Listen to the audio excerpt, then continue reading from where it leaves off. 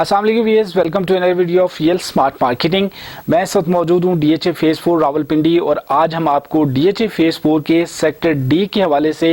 Update provide करेंगे। एक overall आपको ओवरव्यू भी डीएचए फेज 4 का देंगे। इस वक्त जो डेवलपमेंट हो रही है डीएचए फेज 4 के सेक्टर डी के अंदर, तो सेक्टर डी इस वक्त कितना लैंड क्लियर हो चुका है, किस एरिया के अंदर लिटिगेशन है, इसी तरह से किस एरिया में फिलिंग है, किस एरिया में लैंड कटिंग की जा रही है और डीएचए फेज 4 सेक्टर डी की प्राइसेस कहां तक एक्सपेक्ट की जा सकती हैं। तो इस वीडियो के अंदर ये सारी डिटेल मैं कोशिश करूंगा कि आपको दी जाए। तो इस वक्त जो सेक्टर आप देख रहे हैं ये है डीएचए फेज 4 का सेक्टर सी, जो कि एक जबरदस्त एलिवेटेड लैंडस्केप है और सामने जो बिल्कुल आपको यहाँ पे स्ट्रेट रोड नजर आ रहा होगा, ये सेक्टर सी का फर्स्ट एवेन्यू है और इससे आगे सेक्टर डी की लैंड स्टार्ट होती है, जो कि सेक्टर सी के बिल्कुल एडजेसेंट है, न्यूली अंडर डेवलप सेक्टर है। आप देख सकते हैं कि आज 22 फेब है, सैटरडे का दिन है। चंद एक स्ट्रीट्स और मेन बुलेवार्ड की कटिंग भी आपको नजर आ रही होगी और आई थिंक सो कि ये सेक्टर डी की स्ट्रीट नंबर 7 है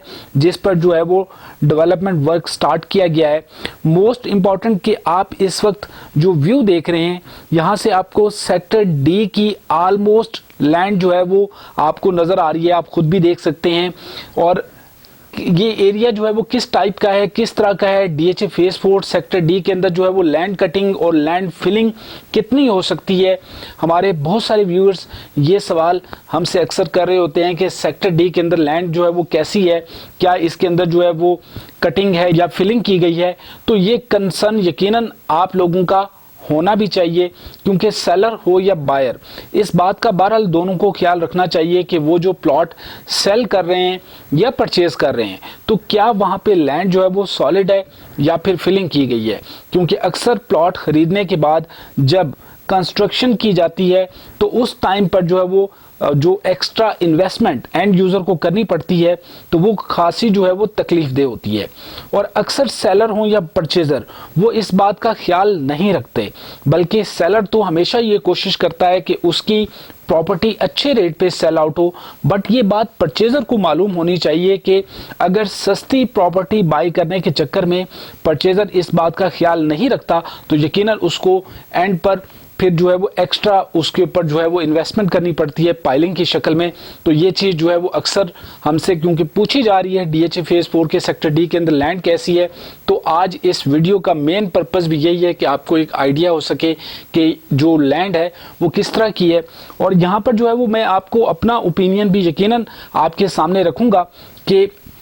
अगर देखा जाए तो यहाँ से आपको एक जनरल आइडिया जो है वो तो आसानी से मिल जाएगा। बट ओवरऑल अगर मैं अपना ओपिनियन आपके सामने रखूं तो सेक्टर डी का जो 30 से 35% लैंड है, मैं समझता हूं कि वहाँ पर जो है वो फिलिंग की जानी है। और इसके बाद जो है वो आप देख रहे हैं कि मोस्टली एरिया जो है वहाँ पे कटिंग है और मोस्टली एरिया जो है वहाँ पे लैंड जो है वो सॉलिड है। अगर आप इसको सेक्टर सी से कंपेयर करें तो ये ऑलमोस्ट उसके लेवल का एरिया है, यानी कि ये इक्विवेलेंट एलिवेटेड एरिया है। बट इसकी जो लैंड है वो ज़्यादातर जब इसको लेवल किया जाएगा तो सेक्टर सी के अंदर जो प्लॉट्स हैं वो एक स्लोप की शक्ल में है, जबकि यहाँ पर जो लैंड होगी यकीनन वो आपको एक लेवल लैंड मिलेगी जहाँ पे कंस्ट्रक्शन करना ज़्यादा आसान होगा। साथ ही साथ स्कूल, मस्जिद और बहुत सारे पार्क्स जो कि सेक्टर डी के अंदर मौजूद हैं और जो कि इस सेक्टर को मोर अट्रैक्टिव बनाएंगे। आप में से बहुत से लोगों को ये बात मालूम होगी कि डीएचए फेज 4 सेक्टर डी में अब तक 5 मरला और 10 मरला की इन्वेंट्री ही सेल आउट हुई है, जो कि within a week sale हो चुकी और अब इन प्लॉट्स के ऊपर ओन पे करके ही आपको प्लॉट मिल सकता है। जबकि एक कनाल की मैक्सिमम इन्वेंट्री जो है वो लैंड प्रोवाइडर्स और ओल्ड फाइल होल्डर्स के पास है, जिस पर अभी तक जो मार्केट है उसके अंदर कोई बहुत ज़्यादा सेल परचेज देखने को नहीं मिलती। सो सेक्टर डी के हवाले से अगर हम बात करें, सेक्टर डी के बिल्कुल एडजेसेंट जो गुलशनाबाद और क्लिफ्टन टाउन का एरिया है, जो इस वक्त आप यहाँ देख भी सकते हैं कि इस एरिया के अंदर अभी तक क्लैरिटी होना भी बाकी है, क्योंकि डीएचए ने सेक्टर डी के मैप में इस एरिया को भी शामिल किया हुआ है, जबकि फिलहाल ये एरिया क्लियर नहीं हुआ। मे बी डीएचए से बहुत जल्द क्लियर करवा ले।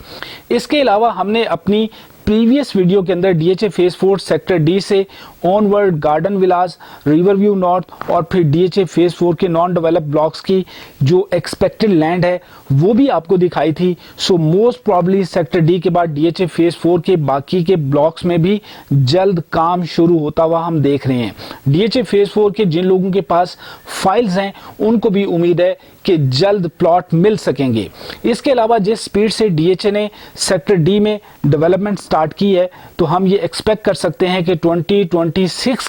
के एंड तक जो है ये सेक्टर डिलीवर कर दिया जाए। हम देखते हैं कि डीएचए फेज 4 पिंडी इस्लामाबाद में प्रॉपर्टी में जब से डाउनफॉल स्टार्ट हुआ तो ये एक ऐसा फेज है जहां पे प्रॉपर्टी की प्राइसेस के अंदर मुसलसल जो है वो इंक्रीज देखा जाता रहा। इसकी बहुत सारी वैसे तो वजूहत हैं, लेकिन ओवरऑल अगर आप देखें तो डीएचए की तरफ से इस सेक्टर के अंदर मुसलसल जो वैल्यू एडिशन देखी गई हैं वो चाहे डीएचए और बैरिया टाउन की कनेक्टिविटी हो या फिर एआरएल जैसा खूबसूरत बड़ा पार्क हो, अस्करी 14 और डीएचए फेज 4 की कनेक्टिविटी हो या फिर मोनाल जैसे व्यू पॉइंट हो। ओवरऑल डीएचए फेज 4 के अंदर हम देखते हैं कि जो वैल्यू एडिशन जो कंट्रीब्यूशन रहा है तो इसकी वजह से और फिर इसके साथ साथ जो घरों की कंस्ट्रक्शन है, बल्कि अगर हम ये देखें कि डीएचए के बाकी जितने भी अदर फेजेस हैं प्रीवियस 2 ईयर का अगर आप रिकॉर्ड निकालें तो जितनी स्पीड से डीएचए फेज 4 के अंदर जो है वो घरों की कंस्ट्रक्शन हुई है शायद ही किसी डीएचए के अदर फेज के अंदर जो है वो इतनी स्पीड से कंस्ट्रक्शन हुई हो। सो ओवरऑल इस कंस्ट्रक्शन की बुनियादी वजह डीएचए फेज 4 की चारों तरफ आबादी है। डीएचए फेज 4 की जो एक्सेस है उसके ऊपर भी डीएचए ने बहुत सारा काम किया और इस कनेक्टिविटी की वजह से जो ओवरऑल हमने चेन देखा तो ये एक बड़ा फैक्टर जो है वो आप इसको कंसीडर करेंगे जिसकी वजह से डीएचए फेज 4 के अंदर जो है वो तेजी से लोगों ने घर बनाए। और यही वो मेन वजह है कि जिसकी वजह से डीएचए फेज 4 की प्रॉपर्टी की प्राइसेस या फिर जो आप देख रहे होंगे इसके अंदर जो है वो प्राइसेस स्टेबल रहीं और मुसलसल एक जेन्युइन जो इसके अंदर ग्रेजुअली इंक्रीज आता चला गया। सो आज भी डीएचए फेज 4 में 5 मरला की प्रॉपर्टी सेक्टर डी में 1 मिलियन से 1.5 मिलियन के प्रॉफिट में, 10 मरला 1.5 मिलियन से 2.5 मिलियन के इन बिटवीन प्रॉफिट पे, और अगर आप 10 मरला सेक्टर ए की तरफ जाते हैं तो वहां पे जो प्राइसेस हैं वहां पे आपको जो प्लॉट मिलता है वो 16 मिलियन से 17 मिलियन के इन बिटवीन मिलता है। और ये सेक्टर ए में शायद जो प्राइसेस हाई हैं इसकी एक बड़ी वजह जो है वो लिमिटेड प्लॉट्स हैं। इसी तरह से अगर आप एक कनाल की प्रॉपर्टी की बात करते हैं तो सेक्टर ए, बी और सी के अंदर 25 मिलियन से लेकर 32 मिलियन तक जो है वो आपको यहाँ पे प्रॉपर्टी मिलती है। इसी तरह ओवरसीज सेक्टर की अगर हम बात करें तो 30 million is the bottom line, and just because of कि जी वो लोकेशन ऐसी है कि जहां पर जो प्राइसेस हैं वो काफ़ी हाई हैं। सो ये था डीएचए फेज 4 का एक ओवरव्यू। उम्मीद है कि आपको इस वीडियो से जो है वो फ़ायदा होगा। फर्दर डीएचए फेज 4 से रिलेटेड कोई भी इंक्वायरी हो तो आप हमारे नीचे दिए गए नंबर्स पर रब्ता कर सकते हैं। Thank you very much for watching real smart marketing.